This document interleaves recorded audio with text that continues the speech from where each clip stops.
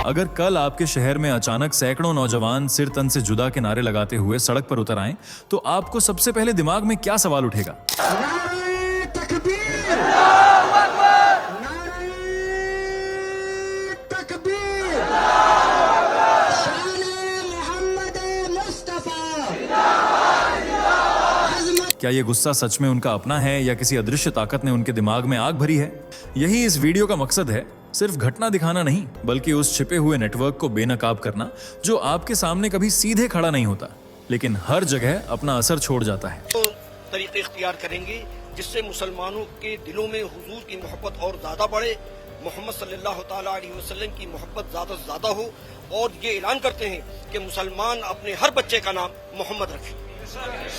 तो जितने भी बच्चे पैदा होंगे उनका नाम इंशाअल्लाह मोहम्मद रखा जाएगा। कानपुर, भदोही, बीट, टोंक, अलग अलग शहर, लेकिन एक जैसी भाषा, एक जैसे पोस्टर और एक जैसी आग। इतनी परफेक्ट कॉपी पेस्ट प्लानिंग क्या खुद हो सकती है, या फिर कहीं ये सब एक बड़े ब्लूप्रिंट का हिस्सा है जिसमें हमारे देश के जेन-झेड़ मुस्लिम युवाओं को मोहरा बनाया जा रहा है? भी लोग मोहम्मद का साइन लगा के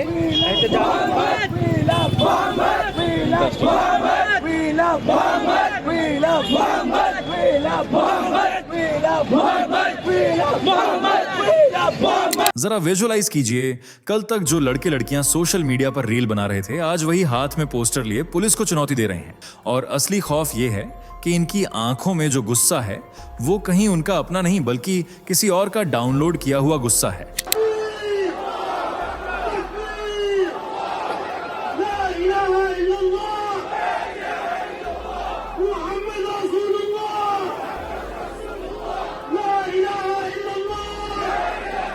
तो जुड़े रहिए, क्योंकि आगे इस वीडियो में हम वो कड़ियां जोड़ेंगे जो शायद आपने पहले कभी नहीं देखी। और अगर आप ये सोच रहे हैं कि ये मेरे शहर तक तो नहीं पहुंचेगा, तो यकीन मानिए यही सबसे बड़ा धोखा है। अब सवाल साफ है, क्या भारत में भी कोई इस्लामिक जेन-झेड़ एजेंसी खड़ी की जा रही है? और अगर हाँ, तो अगला कदम क्या होगा? यही खुलासा आपको इस वीडियो में मिलेगा।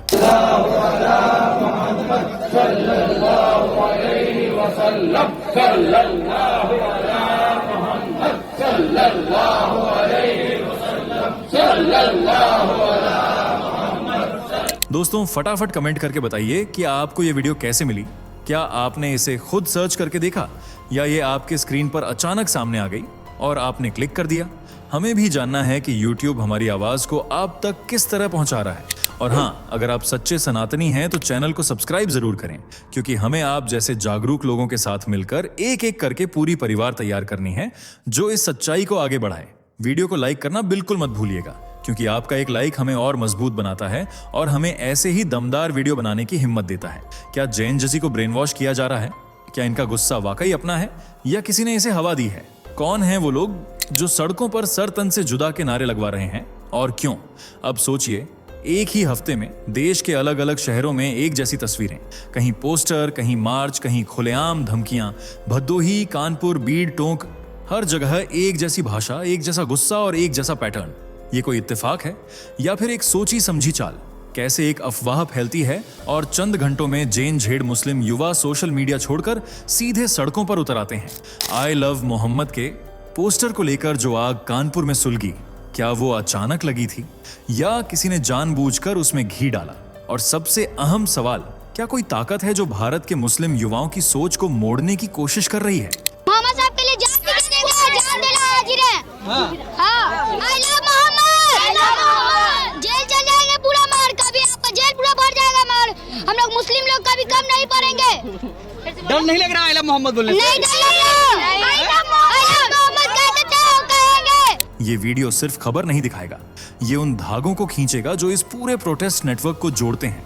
क्योंकि मुद्दा सिर्फ एक बैनर का नहीं है, मुद्दा है उस माइंडसेट का जो इन बैनरों के पीछे खड़ा है। तो जुड़े रहिए, क्योंकि आगे जो खुलासे होंगे वो आपको सोचने पर मजबूर कर देंगे।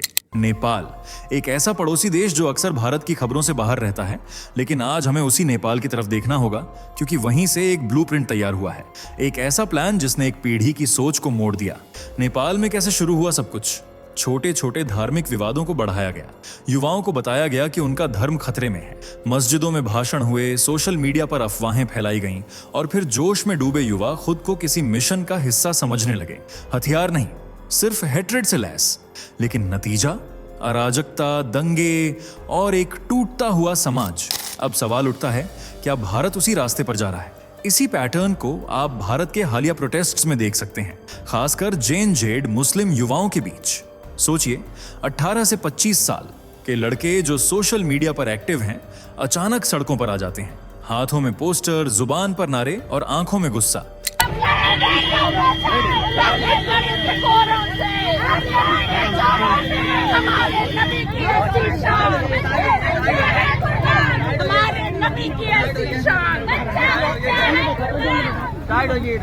क्या ये महज इत्तेफाक है या फिर कोई ताकत है जो नेपाल का फॉर्मूला भारत में आजमा रही है? नेपाल में भी शुरुआत अफवाहों से हुई थी। भारत में भी आई लव मोहम्मद के बैनर को लेकर झूठ फैलाया गया। वहां भी जुलूस निकाले गए, वहां भी कट्टरपंथियों ने युवाओं को भड़काया, यहां भी मौलानाओं ने वही काम किया। नेपाल में अगर कोई एजेंसी थी जो बैकग्राउंड में ये सब कंट्रोल कर रही थी, तो भारत में क्या वैसी ही कोई इस्लामिक एजेंसी तैयार हो रही है? और अगर हाँ, तो अगला कदम क्या होगा? यही डर सबसे बड़ा है कि भारत की जेन-जेड को किसी और की स्क्रिप्ट पर नाचने पर मजबूर किया जा रहा है। हमें नेपाल को सिर्फ पड़ोसी देश की तरह नहीं, एक चेतावनी की तरह देखना होगा, क्योंकि जो वहां हुआ वो यहां भी हो सकता है। अब चलिए जरा जमीन पर उतरते हैं, उन शहरों में जहां सड़कों पर अचानक उबाल आ गया। कानपुर, 4 सितंबर, यहां का विवाद सबसे पहले सामने आया। परंपरागत जुलूस की जगह बदली गई और एक नया टेंट लगाया गया जिस पर लिखा था आई लव मोहम्मद। एक पक्ष ने इसका विरोध किया, पुलिस पहुंची, बैनर बदला गया। सब शांत हो सकता था, लेकिन यहीं से आग भड़काई गई। सोशल मीडिया पर अफवाह फैली कि बैनर की वजह से FIR हो गई। झूठ को सच की तरह फैलाया गया और देखते ही देखते मामला भड़क गया। भदोही, 6 सितंबर, छोटा शहर लेकिन गुस्सा बड़ा। नमाज के बाद सैकड़ों युवा सिर तन से जुदा जैसे नारे लगाते हुए सड़कों पर निकल आए। वीडियो वायरल हुए, हाथों में वही पोस्टर आई लव मोहम्मद। सवाल यह है कि क्या इन युवाओं ने अपने मन से ये किया या किसी ने उन्हें बताया कि ये करना जरूरी है? टोंक, राजस्थान, 7 सितंबर, यहां थाने का घेराव किया गया। पुलिस की मौजूदगी में उग्र भीड़ ने नारे लगाए। लॉ एनफोर्समेंट की अथॉरिटी को खुलेआम चैलेंज किया गया। क्या यह सिर्फ धार्मिक भावनाओं का प्रदर्शन था या कानून को आंखें दिखाने की एक कोशिश? बीड, महाराष्ट्र, 8 सितंबर, यहां मामला और भी संगीन था। सोशल मीडिया पर एक क्लिप वायरल हुई जिसमें मौलवी युवाओं को भड़काता नजर आया, अगर हम चुप रहेंगे तो कल हमारे नबी का नाम भी लेने से रोका जाएगा। और उसके बाद वही स्क्रिप्ट, मार्च, पोस्टर, नारे और सड़क पर बवाल। ये 4 शहर, 4 दिन और एक जैसी घटनाएं। इतनी सिंक्रोनाइजेशन क्या अपने आप हो सकती है? हर जगह एक ही तरह के पोस्टर, एक ही तरह के नारे, एक ही तरह की अफवाहें। कोई तो है जो सबको एक जैसी स्क्रिप्ट थमा रहा है, और उस स्क्रिप्ट में सबसे खतरनाक लाइन है सिर तन से जुदा। ये नारा किसी धार्मिक प्रेम का प्रतीक नहीं है, ये खुलेआम धमकी है। और जब ये नारा सैकड़ों की भीड़ में गूंजता है तो ये लोकतंत्र पर हमला बन जाता है। जो बात डरावनी है वो ये, इन शहरों में कोई एक संगठन सामने नहीं आया, कोई नाम नहीं, कोई नेतृत्व नहीं, सिर्फ भीड़ और एक जैसा गुस्सा। और जब गुस्से को चेहरा नहीं मिलता तो वो और खतरनाक हो जाता है। इसलिए सवाल उठता है, क्या ये सिर्फ गुस्सा था या इसके पीछे कोई सोच, कोई रणनीति काम कर रही है? अब बात करते हैं उस असली हथियार की जिसने इस पूरे आंदोलन को हवा दी, सोशल मीडिया। कानपुर में एक बैनर की वजह से जो विवाद हुआ था वो स्थानीय स्तर पर सुलझ गया था। पुलिस ने दोनों पक्षों की बात सुनी, बैनर को शिफ्ट किया, मामला शांत हो गया। लेकिन फिर अचानक एक व्हाट्सएप फॉरवर्ड ने तस्वीर ही बदल दी। फॉरवर्ड में लिखा था, कानपुर में आई लव मोहम्मद लिखने पर FIR कर दी गई है। साथ में लिखा था, अब हमारे नबी से मोहब्बत जताना भी जुर्म हो गया है। और बस यही एक लाइन हजारों लोगों के दिल में आग लगाने के लिए काफी थी। लोगों ने इस झूठ को बिना जांचे परखे शेयर किया। ट्विटर पर ट्रेंड चलने लगा, फेसबुक पर स्टोरीज आईं, टेलीग्राम ग्रुप्स में इंस्ट्रक्शंस भेजी गईं कि किस शहर में क्या करना है। सबसे खतरनाक हिस्सा यह था, यह झूठ बहुत तेजी से फैला और सच्चाई बहुत पीछे रह गई। जब पुलिस ने साफ कहा कि किसी बैनर या मोहब्बत वाले शब्दों पर कोई FIR नहीं हुई है, तब तक अफवाह का जहर फैल चुका था।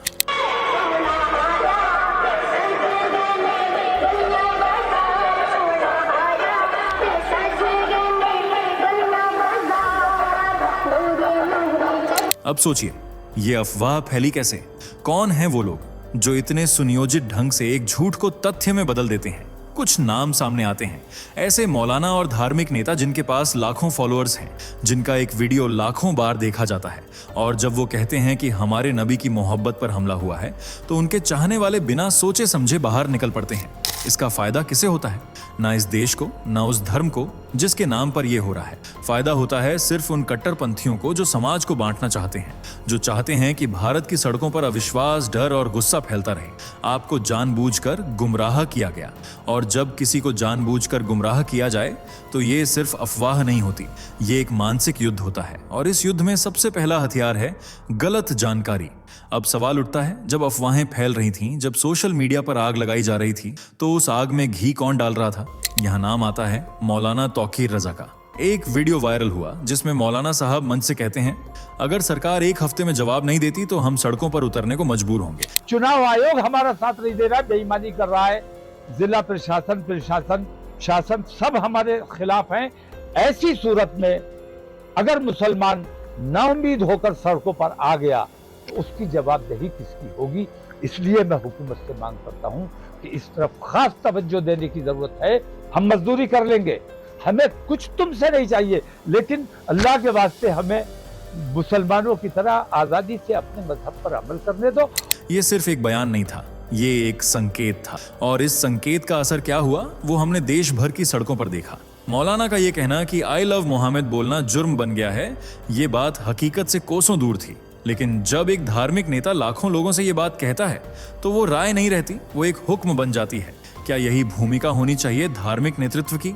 धर्म हमेशा से शांति, प्रेम और सहिष्णुता का प्रतीक रहा है, लेकिन जब वही मंच अब उकसावे का अड्डा बन जाए तो समाज टूटने लगता है।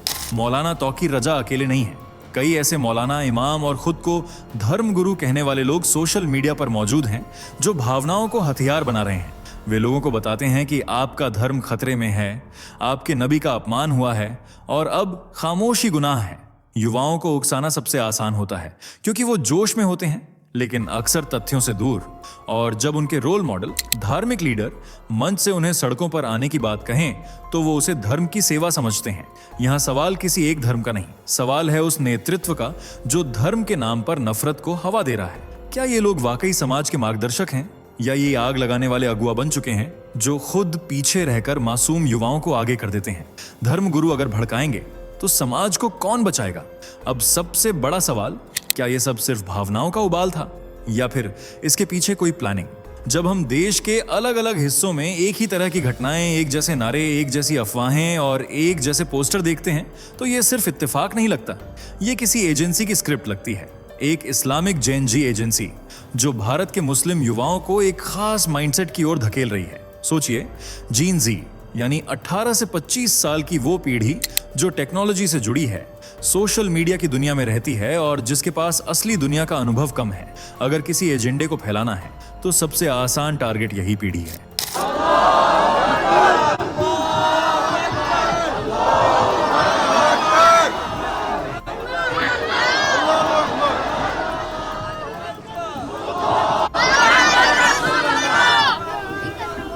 उन्हें बताया जा रहा है कि तुम्हारा धर्म खतरे में है, तुम्हारी पहचान मिटाई जा रही है, अब चुप बैठने का समय नहीं।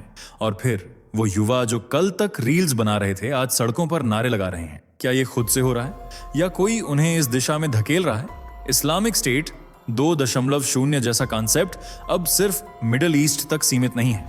कट्टरपंथी सोच अब डिजिटल हो गई है और उसका सबसे आसान शिकार है जेन जेड। किसी एजेंसी की जरूरत नहीं कि वो युवाओं को हथियार थमा दे, बस एक वीडियो, एक बयान, एक फेक न्यूज और ये लड़के तैयार हो जाते हैं मिशन के लिए। ये एजेंसी सिर्फ बॉर्डर पार से नहीं आती, ये वहीं पनपती है जहां अज्ञानता, धार्मिक कट्टरता और डिजिटल गुमराही मिलती है। और जब इस एजेंसी की सोच फैलती है तो समाज के हर कोने में नफरत की आग जलती है। हम सबको यह समझना होगा कि ये जेन जी युवा किसी मिशन का हिस्सा बन रहे हैं जो उनका नहीं है, लेकिन उन्हें ऐसा यकीन दिलाया गया है कि यही उनका फर्ज है। ये सिर्फ एक पीढ़ी का ब्रेन वॉश नहीं है, ये एक रणनीति है, और यही रणनीति अगर नहीं रोकी गई तो आगे क्या होगा सोच कर ही डर लगता है। अब जब आपने सब कुछ देखा, सुना और समझा तो कुछ सवाल आपके दिल में भी उठ रहे होंगे, और अगर नहीं उठ रहे तो शायद उठने चाहिए। अगर आई लव मोहम्मद पर कोई FIR नहीं हुई थी तो बवाल क्यों हुआ? अगर पुलिस ने खुद कहा कि कोई कार्रवाई नहीं की गई तो फिर किसने कहा कि धर्म पर हमला हो गया है? क्या जैन जी को जानबूझकर एक कट्टरपंथी आइडेंटिटी में ढाला जा रहा है? क्या वो युवा जिन्हें देश का भविष्य कहा जाना चाहिए अब किसी और की लड़ाई का मोहरा बन रहे हैं? और सबसे जरूरी सवाल, अगर ये सोच इसी तरह फैलती रही तो आने वाला भारत कैसा होगा? आज वक्त है सोचने का, सिर्फ अपने लिए नहीं, अपने समाज, अपने देश के लिए। भड़के हुए नारों से नहीं, ठंडी सोच और सच्चे इरादों से बदलाव आता है। धर्म पर राजनीति नहीं होनी चाहिए और युवा सोच को हथियार नहीं बनना चाहिए, क्योंकि ये देश हम सबका है और इसे बचाने की जिम्मेदारी भी हम सबकी है। अगर आपने इस वीडियो को यहां तक देखा है तो आप वो इंसान हैं जो सिर्फ सुर्खियों पर नहीं, उनकी सच्चाई पर भी ध्यान देते हैं। आप जानते हैं कि देश को तोड़ने के लिए बम या बंदूक की जरूरत नहीं होती।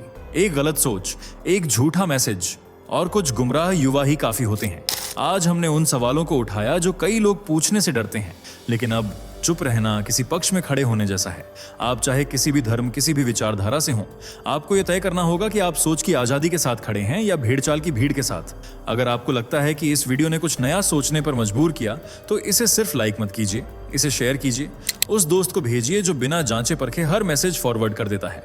कमेंट कीजिए और बताइए, क्या आपको भी लगता है कि जैन झेड़ को मानसिक युद्ध का हथियार बनाया जा रहा है? और सबसे जरूरी बात, अगली बार जब कोई आपको धर्म, गुस्से या डर के नाम पर भड़काने की कोशिश करे तो रुकिए, सोचिए और पूछिए फायदा किसे हो रहा है, क्योंकि देश तभी बचेगा जब सोच जिंदा रहेगी।